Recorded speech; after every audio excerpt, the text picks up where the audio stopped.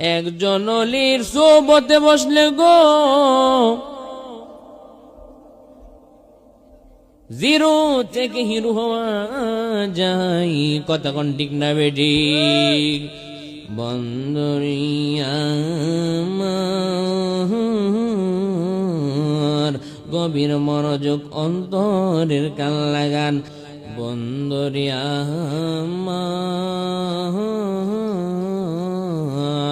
বাবাজিরা রে আমার, আল্লাহর অলিগণের দরবারে আসলে কি লাভ? আল্লাহর অলিগণের দরবারে আসলে কি লাভ? আজকে উস্তাদুল উলামা আল্লামা ইউনুস মিয়া আতিকি রহমাতুল্লাহি আলাইহি পবিত্র উরুস মুবারকি আসলে কি লাভ?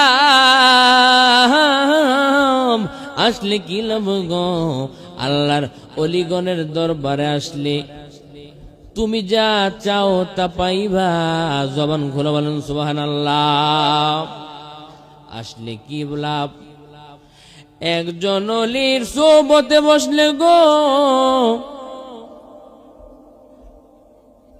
জিরো থেকে হিরো হওয়া যায়।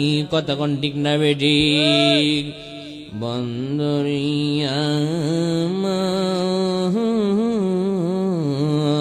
গভীর মনোযোগ অন্তরের কান লাগান। আমার